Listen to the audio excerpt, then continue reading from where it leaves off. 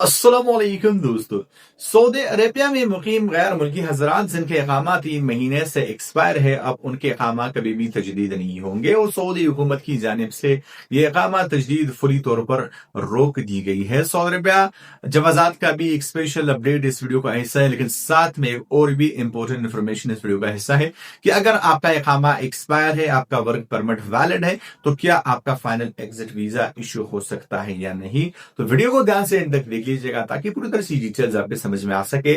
सबसे पहले बात करने वाले हैं सऊदी जवाजात की जानिब से जारी करदा रिमाइंडर, जिसमें यह बताया गया है कि मान लीजिए आपका फाइनल एग्जिट वीजा इशू हो गया है, मुकर्ररा वक्त में आपने सऊदी अरेबिया छोड़ना है, लेकिन अगर आप उस दरमियान सऊदी अरेबिया से नहीं निकलते तो आप पर 1000 रियाल का जुर्माना आयद किया जाएगा और इस जुर्माने के बाद वो फाइनल एग्जिट वीजा कैंसिल करके नया वीजा इशू किया जाएगा। और आगे बढ़ने से पहले ये 2 स्पेशल कमेंट्स इस वीडियो को बनाने का मकसद है।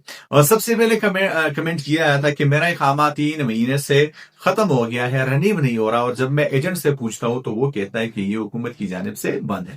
दोस्तों, एक ही लाइन में अगर मैं आपको ये चीज क्लियर कर दूं तो सऊदी हुकूमत की ऐसी कोई पॉलिसी नहीं है जिसमें यह बताया गया हो कि अगर आपका इकामा 3 महीने से रिन्यू नहीं हुआ, एक्सपायर है, तो वो कभी भी रिन्यू नहीं होगा। इकामा रिन्यूअल के राह में जो रुकावटें हैं वो आपके साथ जो है वो मैं क्लियर कर लूं।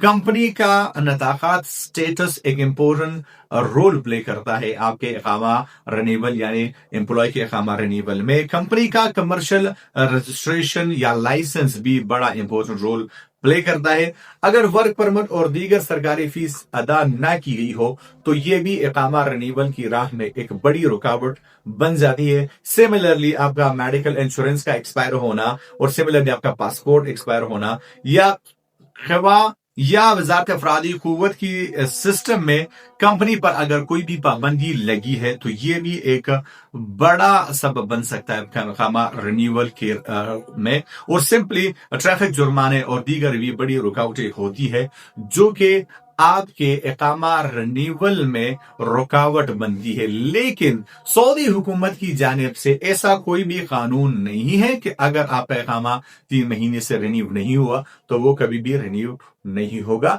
जो रुकावटें हैं वो मैंने आपके साथ शेयर कर दी। टोटली आपने एजेंट्स के बातों पर यकीन नहीं करना, क्योंकि एजेंट्स का काम ही आपको धोखा देना है और आपके पैसे हड़पना है। और जितना आपको मसला ज्यादा बताएगा, जितना इस मसले को बढ़ा चढ़ाकर आपको बताएगा, उतने ही ज्यादा आपसे पैसे लेगा। तो ये बात आपने लाजमी से अपने जहन में रखनी है। ऑफिशियल प्लेटफॉर्म पे जाके चेकआउट कर लीजिए कि क्या क्या इश्यूज है, या अपने कंपनी के HR सेक्शन में भी आप बात कर सकते हैं।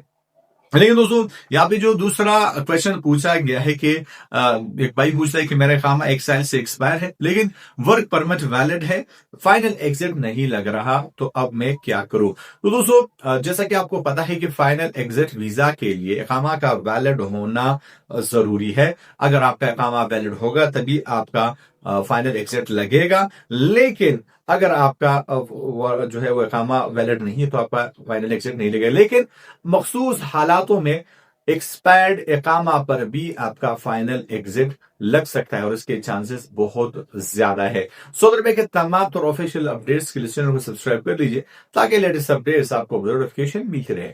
मैं मिलता हूं आपसे एक नए वीडियो के साथ, तब तक ले दीजिए इजाजत। अल्लाह हाफिज।